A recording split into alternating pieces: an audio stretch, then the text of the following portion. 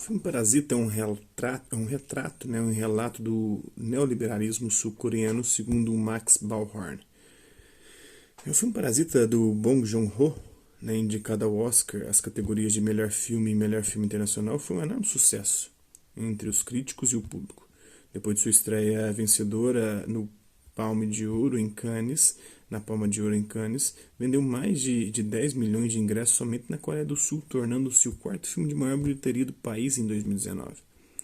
Com uma receita de mais de 120 milhões de dólares em todo o mundo, Parasita é o sétimo filme do diretor Bong Joon-ho e o mais bem-sucedido até hoje, vindo de um diretor cujos filmes geralmente apresentam personagens marginalizados que lutam contra a opressão.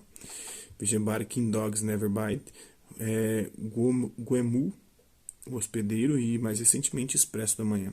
Parasita foi aclamado como uma crítica clara e lúcida da desigualdade de riqueza na sociedade sul-coreana. O filme, spoilers abaixo, é considerado uma alegoria da desigualdade de classe desenfreada e da frustração popular pela falta de mobilidade social em um dos países mais ricos da Ásia.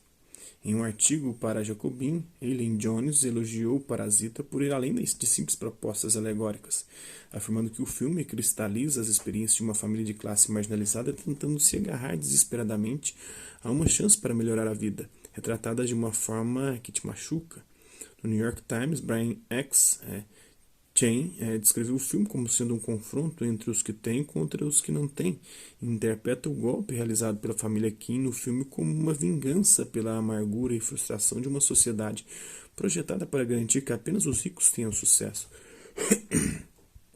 Scott Mendelson chamou o filme de retrato social brutal sobre a vida dos ricos dependentes do trabalho de uma classe marginalizada não reconhecida que mal pode se dar ao luxo de viver na civilização para a qual fornece o alicerce.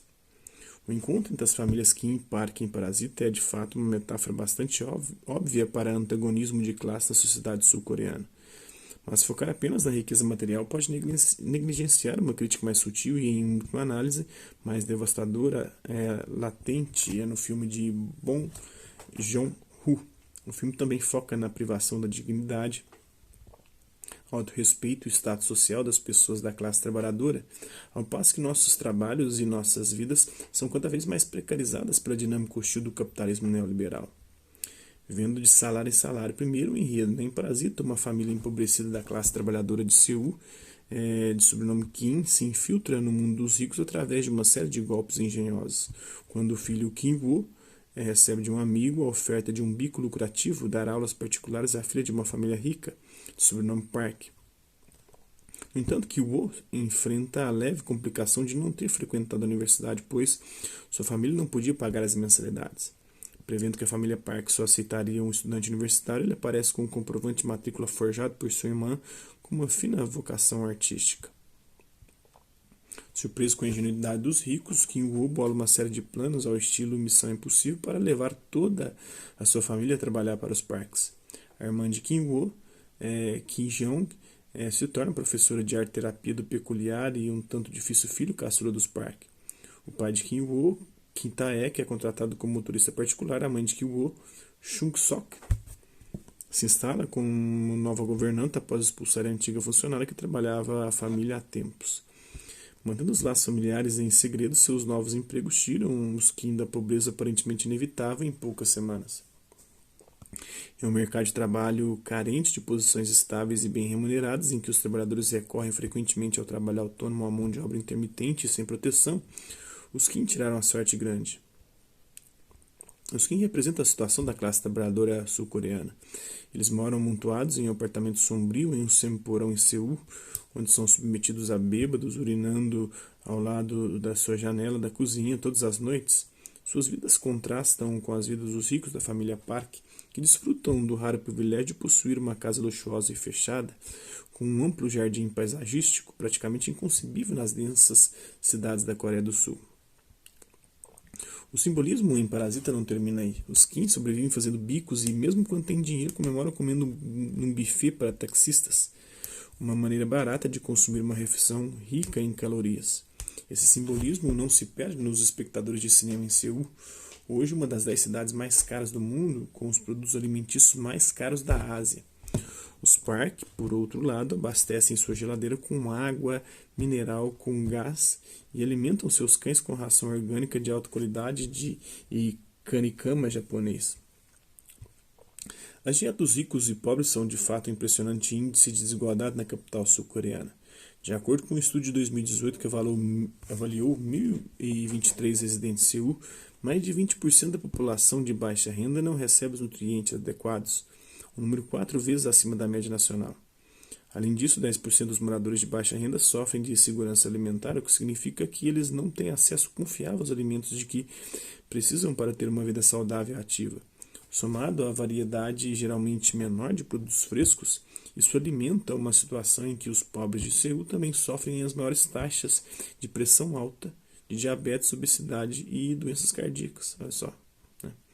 Sem plano. Em uma cena na metade do filme, quando o pai da família Kim, o Ki Taek, leva o Sr. Park para um compromisso, ele tenta se passar por um veterano na profissão, inventando uma história sobre seu longo caso de amor com sua vocação.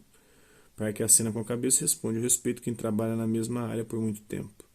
Temas semelhantes sobre compromisso profissional, ter um plano e autossuficiência se repetem ao longo do filme. Enquanto que o Wolf fica parado na porta de casa, a caminho da entrevista de emprego, com os documentos falsificados na mão, ele diz ao pai: "Não considere isso um crime. Eu vou frequentar essa universidade um dia. Penso nisso como se eu estivesse apenas recebendo os documentos um pouco mais cedo." Seu pai responde: "Ah, então você tem um plano." Quando o vizinho de cima muda a senha do Wi-Fi, Chun-suk pergunta ao marido: "Nossas linhas de telefone já não funcionam. Agora nosso Wi-Fi está desligado. Então, qual que é o seu plano?" Mais tarde, depois que o apartamento dos Kim é inundado e eles acabam dormindo em um ginásio, que Taek diz ao filho: "Kiwo, você sabe qual plano nunca falha? Nenhum plano. Você sabe por quê? Se você faz um plano, a vida nunca funciona como planejado."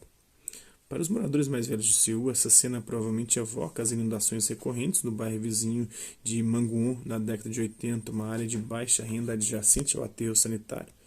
A cidade negligenciou conscientemente a represa do rio Han, assim como acontece em São Paulo com a chuva, aconteceu em BH, né? Sempre os mais pobres são os mais afetados, causando inundações devastadoras, né?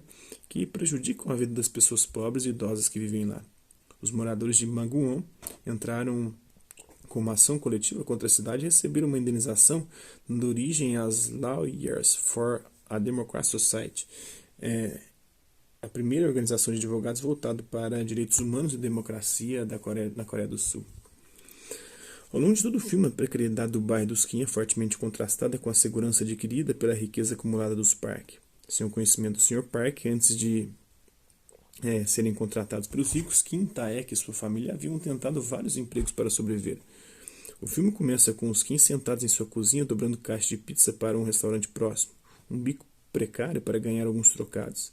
Ki Taek também menciona anteriormente a operação de uma franquia de frango frito e uma confeitaria taiwanesa, né, de bolos castelo, um tipo de pão de ló, além de trabalhar como motorista da Aérea. Motoristas da Aérea levam pessoas bêbadas para casa em seus próprios carros tarde da noite, uma forma comum de prestação de serviço itinerante realizada por subempregados nas cidades sul-coreanas. Atualmente também aqui com os Ubers, né? Eles são forçados a ficar de plantão o dia inteiro, geralmente esperando na rua sem um lugar para descansar, se abrigar do mau tempo ou até usar o banheiro. A maioria dos motoristas em turno integral recebe pouco mais de um salário mínimo por mês e relata sofrer diversos problemas de saúde, incluindo problemas osteomusculares, fadiga e estresse. Os motoristas da cidade de Daegu formaram seu próprio sindicato já em 2005, mas tiveram seus direitos sindicais negados em nível nacional sob as administrações de Lee Myung-bak e do recém-deposto Park Geun-hye, apesar das promessas do atual governo Moon Jae-in. Os motoristas da Aérea foram novamente impedidos de se registrar como uma organização nacional em 2017 pelo Ministério do Trabalho. No entanto, isso pode estar mudando. Em uma série de decisões judiciais, em novembro de 2019, respondendo à crescente pressão exercida pelo trabalho organizado, os motoristas da Aérea, assim como entregadores de delivery, CADs, carregadores de táxi de Gol, foram reconhecidos, e os catadores de bolinha, né, Bocard, foram reconhecidos como trabalhadores em vez de prestadores de serviço segundo a Constituição sul-coreana, abrindo caminho para o direito de formarem um sindicato. Para os motoristas da Aérea, que lutam pelos direitos de sindicalização há mais de uma década, a capacidade de negociar contratos coletivamente pode significar o fim dos salários de fome. Sem esse direito, seria um grande desafio para os motoristas da aérea trabalharem na mesma área por muito tempo, que o Sr. Park tanto admira. A Castelamania, né? Em uma reviravolta dramática na metade do filme, a governanta demitida Moon Gwang retorna enquanto a família Park passa o fim de semana fora e implora a Chung-suk que a deixe entrar em casa. Aparecendo desgrenhada, machucada e incoerente, ela corre para uma sala secreta no porão, onde os espectadores descobrem que seu marido, Jeon-sai, está se escondendo de agiotas há 4 anos. Depois de escaparem de seu próprio porão para a propriedade palaciana dos Park, os Kim descobrem que outra família da classe trabalhadora estava levando uma vida ainda mais miserável no porão logo abaixo dos seus pés. Jeon-sai explica que é tudo culpa dele. Ele havia feito um empréstimo com um agiota para abrir uma confeitaria aqui em Castela, uma modinha que começou em Taiwan e explodiu na Coreia do Sul em 2017. Devido aos baixos custos iniciais, essas confeitarias eram relativamente baratas de se abrir e vários sul-coreanos apostaram suas economias esperando ficar ricos com essa moda passageira. O mercado logo ficou saturado e a bolha do Kim Castela estourou, deixando centenas, se não milhares de pessoas com dívidas enormes e nenhuma condição de pagá-las.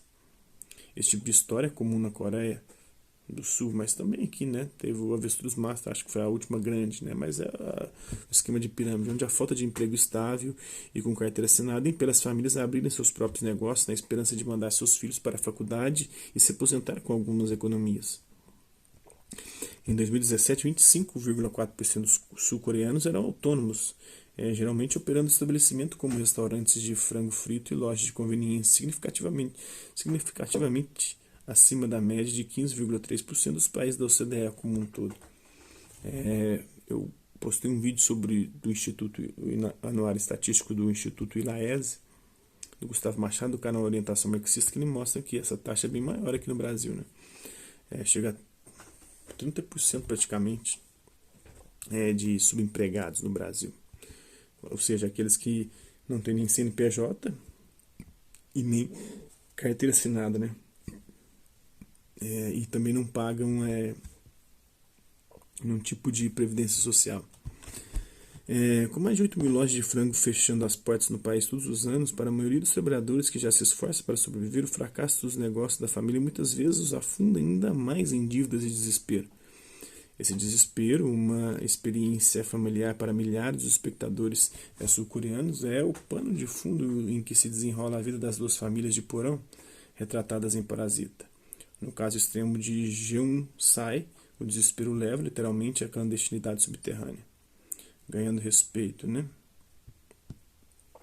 Quando o pai da família Kim Taek acaba se escondendo para um secreto da casa dos Park, ele testemunha o estranho ritual de Jeon-sai, que, transtornado e de olhos arregalados, agradece a Park.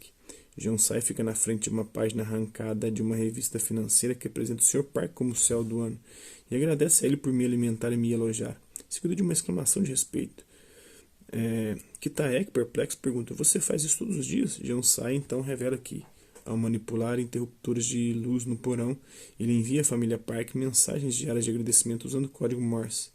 Incapaz de traçar os paralelos entre a situação de Jeon-sai e a sua, Kitaek pergunta: "Como você consegue viver num lugar como este? O que você vai fazer no futuro? Você não tem um plano?" Cenas de agradecimento e gratidão imerecida pela benevolência dos ricos se repetem ao longo do filme. Depois de toda a família Kim ser empregada pelos Park, Kitaek sugere em um jantar que faça uma oração de agradecimento ao grande Sr. Park pelos rendimentos que ele fornece à família. Os personagens da classe trabalhadora em Parasita internalizam a lógica do capitalismo tardio, o que leva pessoas como os Kim a considerar a pobreza uma consequência de suas próprias falhas morais, não o resultado de um sistema construído sob a exploração e a precariedade perpétua. No filme, essa lógica resulta em um respeito não merecido pelos ricos, impedindo que os pobres que vivem no porão se identifiquem entre si e encontrem força na solidariedade. Planejar para vencer. Além de simplesmente ser um ótimo filme, Parasita ressoa com o público porque coloca os holofotes sobre a injustiça econômica repetidamente evocada pelo semi-porão em que mora a família Kim. Em uma cena tensa, o caçula dos Park comenta que o motorista da família, a governanta e os 2 professores têm o mesmo cheiro, uma consequência do odor mofado e úmido do apartamento dos Kim deixa em suas roupas. Uma série de artigos, tweets e postagens no Facebook após o lançamento do filme, o semi-porão passou a simbolizar as experiências coletivas das classes menos privilegiadas de Seul, experiências que são totalmente alheias a quem nasceu na riqueza e com todas as oportunidades sob a mesa. No entanto, o que torna a crítica de Bong Joon-ho à vida sob o capitalismo tão condenatória não é o mero fato de ele destacar as desigualdades, mas sua representação da desmoralização dos trabalhadores sobre o neoliberalismo, que chamam de neoliberalismo, né? De maneira geral. Presos em eternos ciclos de pobreza, os Kim estão constantemente à procura de emprego, um sinal de Wi-Fi grátis e uma maneira de escapar do cheiro de trapo cozido que os marca como pobres. Eles constantemente inventam novos esquemas para escrever uma história de vida digna de respeito. A vida dos Park, por outro lado, exala permanência e estabilidade. Eles moram numa casa histórica projetada por um arquiteto famoso, um motivo de orgulho constante em conversa com visitantes. Eles desfrutam do luxo de passar tempo juntos à noite e viajam nos fins de semana para comemorar aniversários.